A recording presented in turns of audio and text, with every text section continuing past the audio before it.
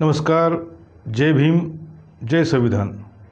मित्रांनो, जेनझीची ताकद काय आहे हे एव्हाना प्रधानमंत्री नरेंद्र मोदी, गृहमंत्री अमित शहा इतकंच नाही तर सर्वोच्च न्यायालयाचे न्यायमूर्ती सूर्यकांत यांच्यासह अनेकांना कळले असेल. अभिजित दिपके हा अमेरिकेतून येतो काय, कॉक्रोच जनता पार्टीची स्थापना करतो काय आणि नीटच्या प्रश्नावरून शिक्षण मंत्री धर्मेंद्र प्रधान यांच्या राजीनाम्यासाठी 36 दिवस दिल्लीच्या जंतर मंतरवर तो आणि त्याची टीम बसते काय आणि त्याला देशभरातून चांगला प्रतिसाद मिळतो आणि मग गेल्या 12 वर्षापासून या सरकारची जी काही इमेज बनलेली होती तिला एका झटक्यात तडा बसतो काय, हे सगळंच अकल्पित आणि म्हणजे आश्चर्यकारक पद्धतीचं आहे. तुम्ही विचार करा, म्हणजे 2-2.5 महिन्याच्या आधीपर्यंत या सरकारला कोणी हलवू शकतं का, असा प्रश्न नक्कीच सर्वांच्या पुढे होता. म्हणजे जेनझी सोडा, कारण ते त्यांना जास्त राजकारणाशी किंवा याच्याशी देणं घेणं नसतं, ते आपल्या धुंदीमध्ये असतात. परंतु जे 40शीतले आहेत, 50शीतले आहेत, 60शीतले आहेत, या सर्वांना असं वाटलं होतं की आता या देशाचं काही म्हणजे भवितव्य नाही आणि एक देशविरोधी म्हणता येईल असे कायदे करत हे जे भाजप आहे किंवा त्याच्या मागे जी RSS संघटना आहे, तर हे आता आपल्या देशाला म्हणजे आपल्या मिठीमध्ये, आपल्या मुठीमध्ये घेण्याचा प्रयत्न करीत आहे आणि ते त्यांनी साध्य केले जवळपास, असे समज सर्वांचा झाला होता. कारण की EVMच्या माध्यमातून प्रत्येक निवडणूक जिंकणे, काही पोटनिवडणुकी म्हणजे अपवादात्मकरित्या त्या विरोधकांना तीच महत्त्वाचं सीट देणे, जसं की आत्ता भाजपचे जे राष्ट्रीय अध्यक्ष आहेत आणि त्यांची जी सीट होती त्यावर प्रशांत किशोर निवडून आलेत. परंतु ती एक अपवादात्मक आहे. समजा भाजपला तिथंही EVMचा वापर करून आपल्याकडे निर्णय फिरवता आला असता, परंतु त्यांना ते करायचं नाही. कारण छोट्या निवडणुकामध्ये विरोधकांना किंवा अशा काही लोकांना निवडून आणायचं, जिंकून द्यायचं हे ठरलेलं आहे. मध्यावधी निवडणुका मात्र कुठल्याही परिस्थितीमध्ये EVMच्या माध्यमातून हॅक करायच्या आणि त्याचं संख्याबळ भाजपकडे कसं जास्त वाढेल ते बघायचं, हेच सध्या अशी रणनीती आखली जात आहे.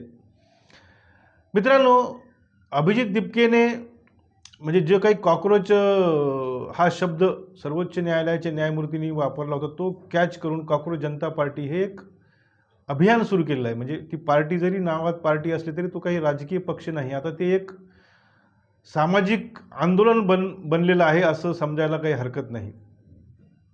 आणि ह्या आंदोलनाचा धाक एवढा आता सगळेच घेत आहेत. म्हणजे आता ताजं उदाहरण आहे, म्हणजे आंध्र प्रदेशची जी नालसार युनिव्हर्सिटी आहे, विधी युनिव्हर्सिटी म्हणजे विधी विश्वविद्यालय ज्याला म्हणता येईल, किंवा national academy for legal studies and research नावाची जी काही विद्यापीठ आहेत, तर त्याचा पदवीदान समारंभ होणार होता आणि त्यासाठी सर्वोच्च न्यायालयाच्या न्यायमूर्तींना निमंत्रण द्यायची प्रक्रिया सुरू होती. मात्र तिथल्या अनेक विद्यार्थ्यांनी यावर आक्षेप घेत कुलगुरूंना पत्र दिलं. म्हणजे 6 वेगवेगळ्या संघटनाच्या माध्यमातून जवळपास 450 विद्यार्थ्यांनी पत्र दिलं आणि मुख्य न्यायमूर्तींना या कार्यक्रमाला बोलवू नये असं सांगितलं.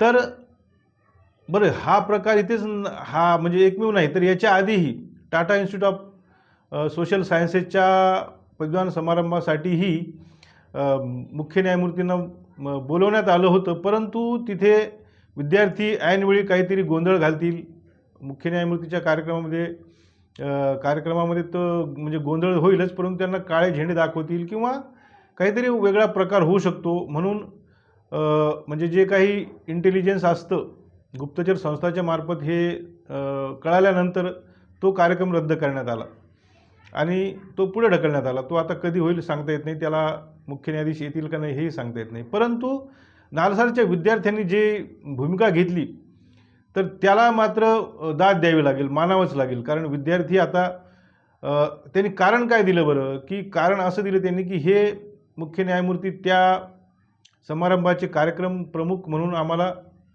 मान्य नाहीत, कारण ते त्यासाठी लायक नाहीत. आता मुख्य न्यायमूर्तींची लायकी काढण्यापर्यंत जर विद्यार्थी जात असतील तर त्याचं कारणही तसंच असेल ना.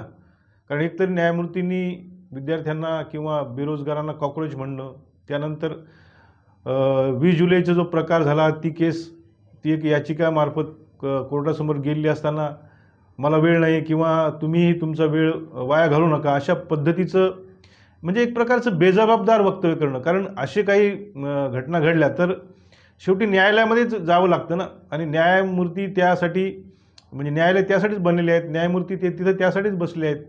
ते काही बाकीचे काही व्हिडिओ बघण्यासाठी तिथं बसले आहेत का? परंतु मला हा व्हिडिओ पाहायचा नाही असं म्हणून त्यांनी झटकारलं. परंतु इथंच थांबलं नाही.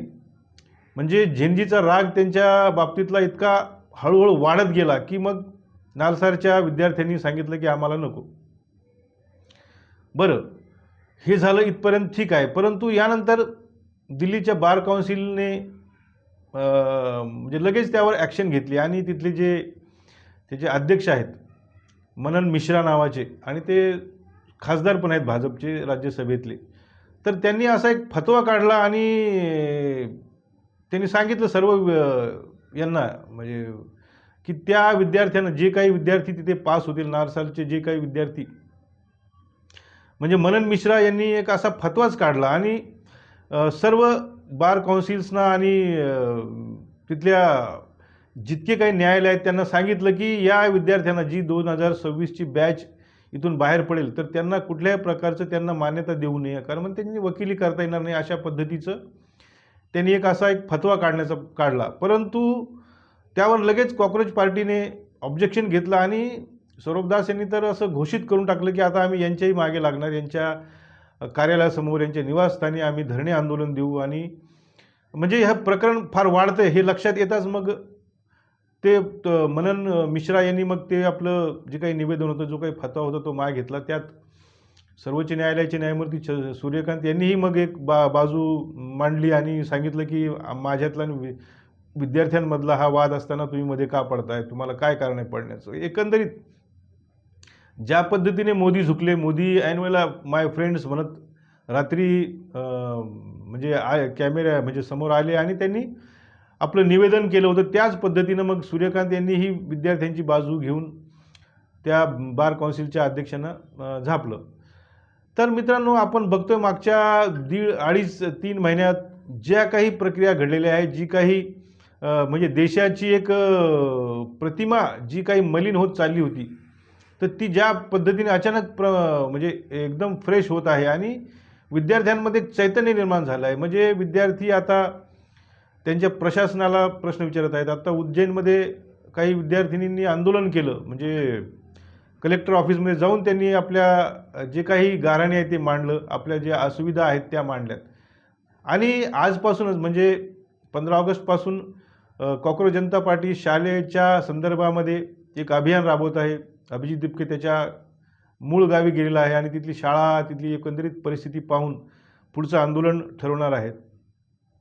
म्हणजे आता आपल्याला असं समजायला हरकत नाही की किमान स्वातंत्र्याच्या 80व्या वर्धापन दिनापासून या देशामध्ये जी काही गेल्या 12 वर्षामध्ये परिस्थिती बिघडलेली होती, तर ती पुन्हा आता पूर्वपदावर येईल आणि या लोकांना, जे सत्ताधारी स्वतःला या देशाचे मालक म्हणून समजून बसले होते, तर त्यांना कुठेतरी चपराक मिळेल आणि आता त्यांना आपण सेवक आहोत, मालक नाही आहोत, आपण राजे नाही आहोत, तर आपण जनतेचे सेवक आहोत, अशी कुठेतरी त्यांना त्यांच्या मनामध्ये एक समज येईल किंवा त्यांना तशी सुदबुद्धी येईल असं आपण समजायला हरकत नाही. आणि ते काही चांगलं काम करतील. आता उर्वरित त्यांचा कार्यकाळ जो 2-2.5 वर्षाचा राहिला आहे, त्या ते चांगलं काम करतील आणि येणाऱ्या 29च्या निवडणुकीमध्ये काहीतरी वेगळा बदल घडेल अशी परिस्थिती सध्या तरी निर्माण झालेली आहे.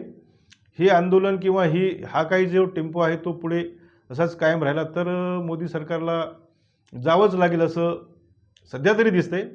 पुढे पाहूया काय होते. परंतु यासाठी महत्त्वाचं म्हणजे EVM हटाव हे एक आंदोलन पुन्हा नव्याने सुरू करणं आवश्यक आहे. आता जेन-जी किंवा कॉक्रोच जनता पार्टीने त्या आंदोलनाकडे का दुर्लक्ष केले हा एक वेगळा म्हणजे विषय असेल, कारण की त्यांचे जे प्रमुख मुद्दे आहेत त्यांच्या समोरचे ते सध्या हाताळत आहेत. परंतु सगळ्यात मोठा मुद्दा हाच आहे, कारण देशासमोर ज्या काही समस्या निर्माण झालेल्या आहेत जे काही सरकार इथं म्हणजे आलेलं आहे ते एक प्रकारे EVM नुसारच आलेलं आहे असं समजायला हरकत नाही.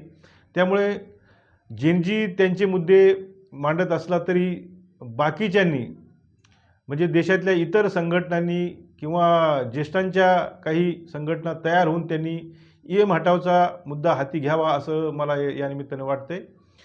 भारतीय स्वातंत्र्याच्या सर्वांना हार्दिक शुभेच्छा. माझा हा व्हिडिओ आवडला असेल तर आपल्या मित्रांना शेअर करा, जास्तीत जास्त लाईक करा आणि ज्यांनी सबस्क्राईब केलं नसेल चॅनल तर त्याला सबस्क्राईब करा एवढी विनंती करतो. तुमच्या सहकार्याची अपेक्षा आहे.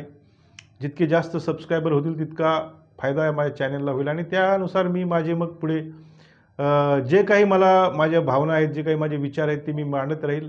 म्हणजे माझे विचार हे देशाच्या भल्यासाठी असतील. म्हणजे मी अंधभक्त वगैरे अशा पद्धतीनं काही मांडण्याचा कधीही प्रयत्न करणार नाही, सत्ता कुणाचीही असो. म्हणजे आज भाजपची उद्या काँग्रेसची आली तरी देशासमोरील जे प्रश्न आहेत ते मांडण्याचा माझा प्रयत्न आहे. याच्या आधी मी म्हणजे काँग्रेस असतानाही बरेचसे म्हणजे माझे लेख वगैरे आहेत काँग्रेसच्या विरोधामध्ये, तिथल्या तत्कालीन सरकारच्या मंत्र्यांच्या विरोधामधले.